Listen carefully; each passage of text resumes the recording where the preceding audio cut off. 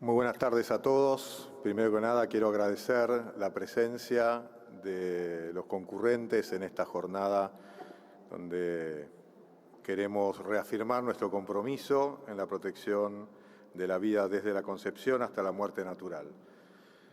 Voy a hablar en realidad, que es mi tema, lo que vengo estudiando, investigando, de la crisis del sistema internacional de derechos humanos en la protección de la persona por nacer.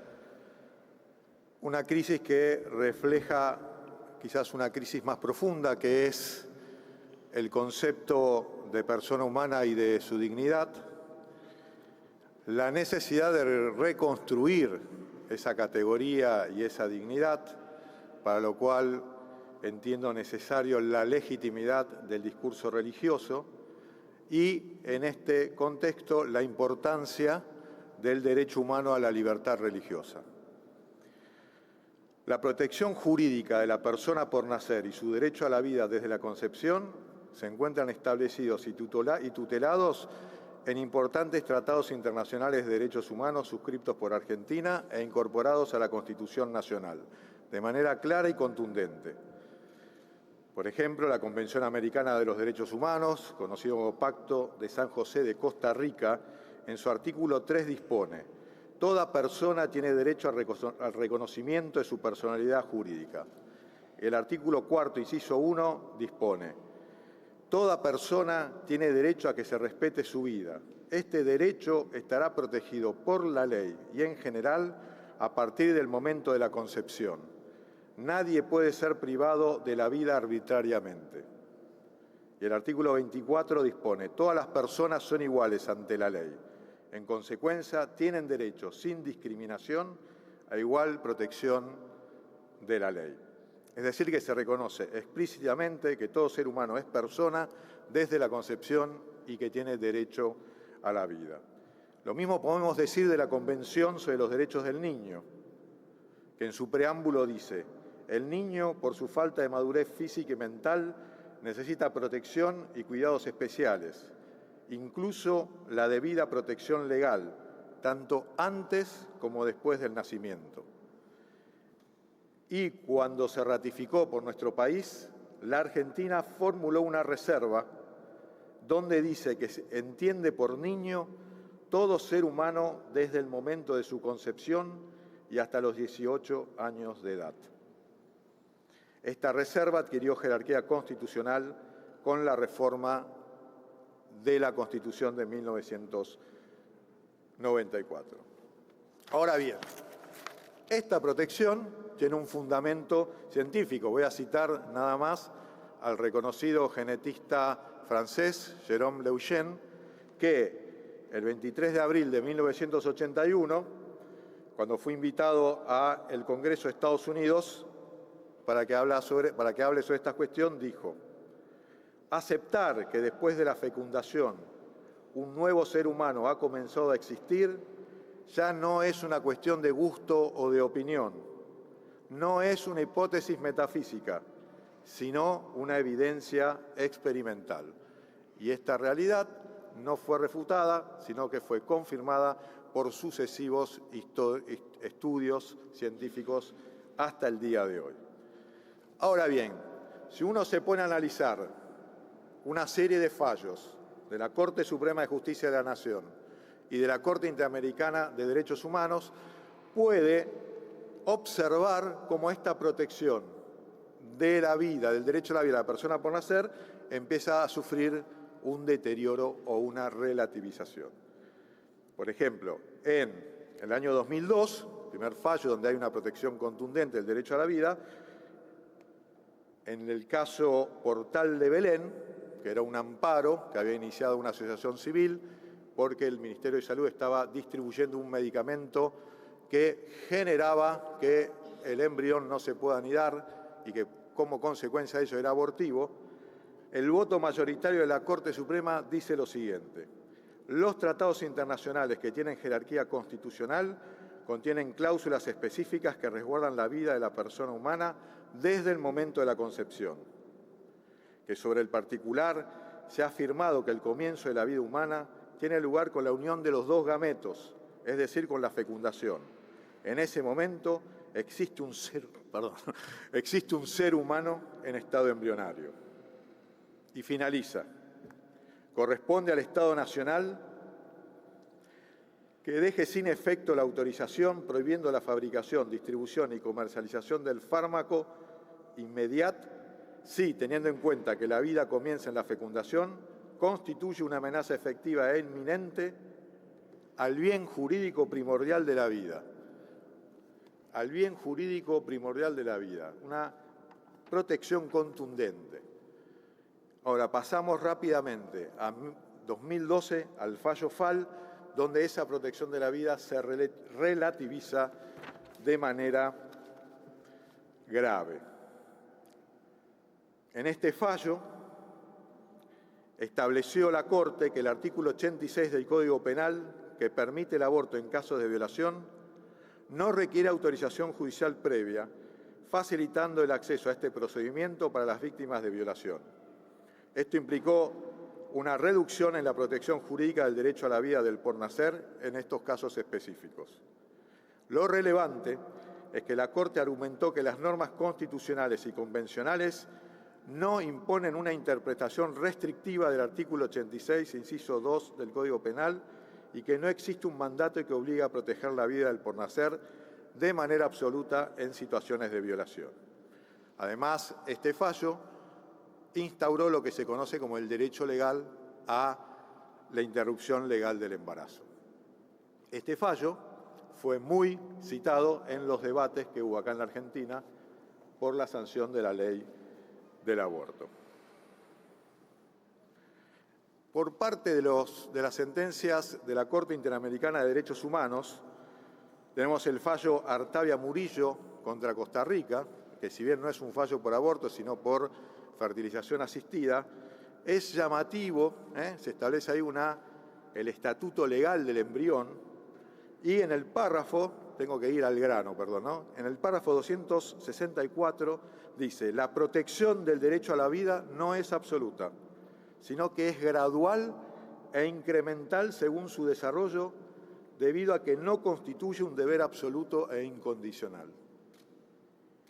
Y después hace una disquisición de que la concepción en realidad no es cuando se da la singamia, es decir, la unión de los gametos, sino cuando se opera la anidación.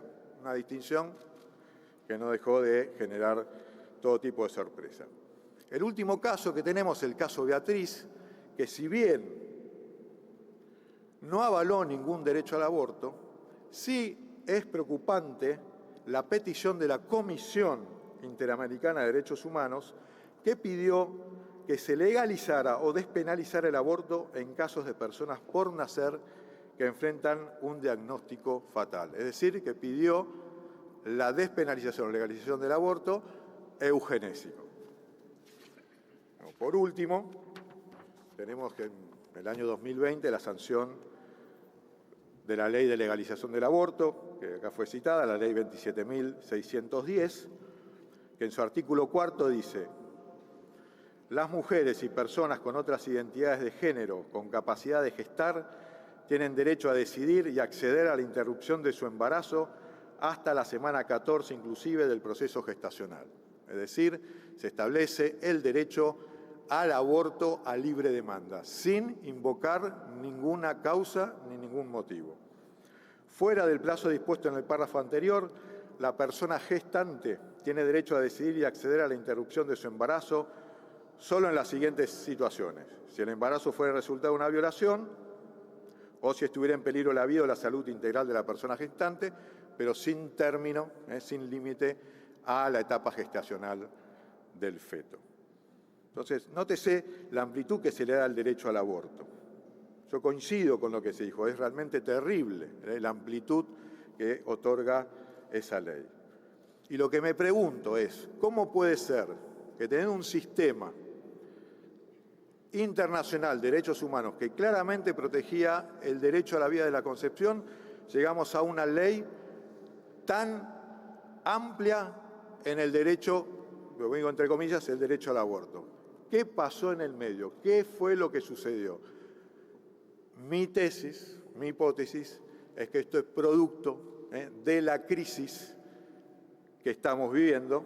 En realidad estamos viviendo lo que se conoce como un cambio de época, es decir, una serie de crisis a nivel antropológico, aceleración tecnológica, que genera una crisis antropológica y una crisis cosmovisional, una crisis en el sentido y en la interpretación de la realidad. Es decir, estamos viviendo una crisis en donde cierta visión de la realidad se está disolviendo y todavía no aparece la nueva visión.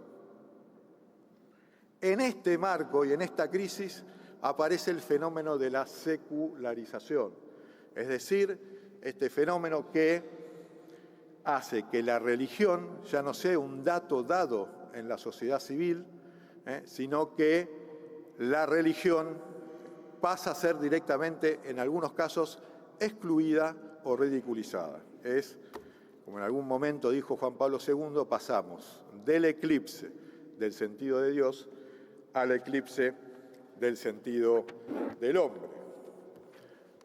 Y esto genera realmente la crisis antropológica, es decir, la visión de lo que es la persona humana, esta categoría fundamental que necesariamente está relacionado con el derecho, y por supuesto la desvalorización de la persona humana y la desvalorización de su derecho a la vida. Por ello, la cuestión de la defensa y dignidad de la persona humana desde la concepción es una de las cuestiones centrales y más relevantes de nuestra época. Es, desde mi humilde punto de vista, uno de los puntos, de los ejes sobre los cuales reconstruir una cosmovisión y una visión del mundo que sea humana, porque el gran riesgo al cual nos enfrentamos, o el gran desafío, es un avance de un proceso de deshumanización. Por otra parte, la dignidad humana es un concepto jurídico fundamental, que está reconocido como fundamento último de los derechos humanos y surge clara y expresamente de la Carta de las Naciones Unidas y de la Declaración Universal de los Derechos Humanos de 1948. La dignidad es una categoría jurídica clave porque es la base de todos los derechos humanos.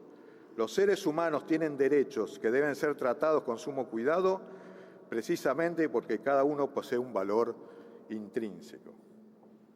El problema es cómo definimos esta categoría jurídica fundamental. ¿Qué es la dignidad humana? Y ahí es donde en realidad no soy yo, perdón, es donde entiendo que es muy importante el discurso religioso como dador de sentido, la importancia de la razón religiosa, es decir, la inteligencia de la fe que aporta sentido, que aporta verdades fundamentales sobre la realidad del hombre y de esa manera poder reconstruir la valorización de la persona humana.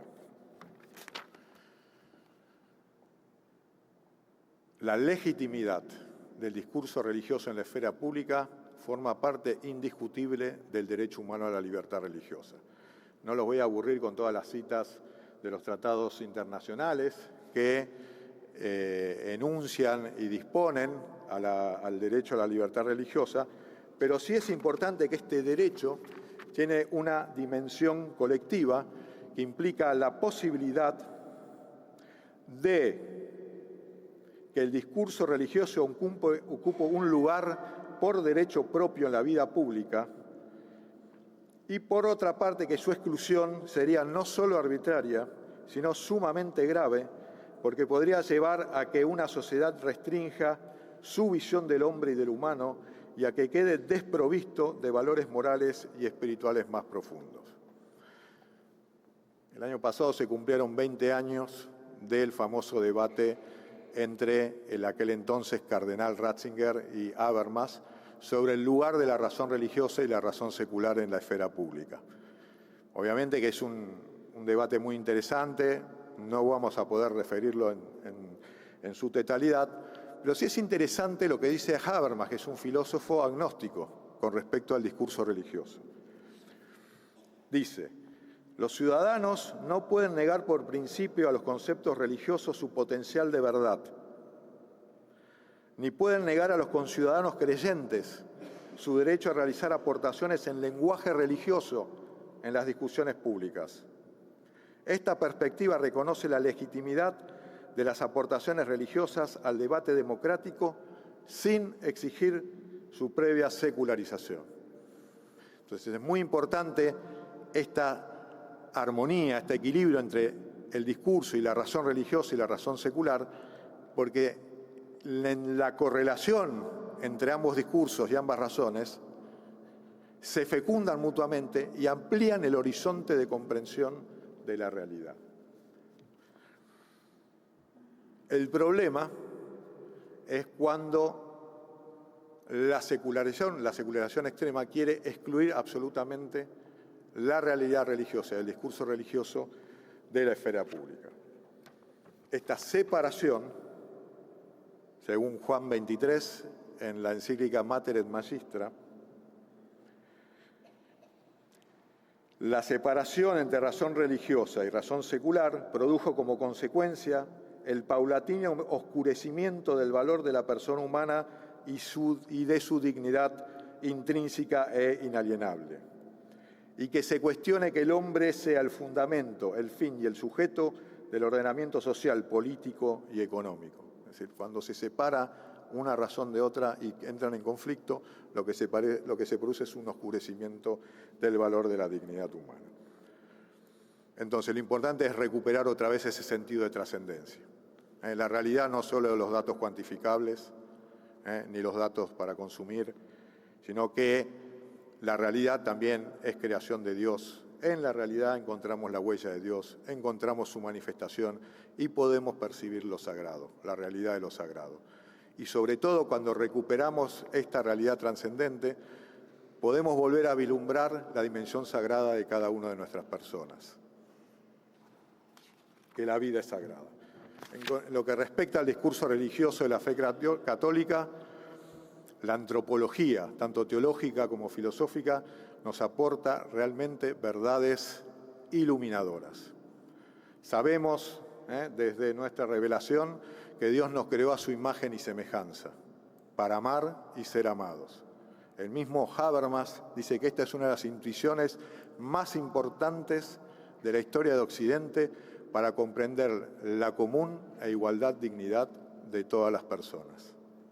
Desde el punto de vista de la redención, podemos decir que la unión que tenemos cada uno de nosotros en la persona de Cristo nos permite, primero que nada, que el mismo Dios habite en nosotros y que nosotros podamos participar de la misma intimidad divina.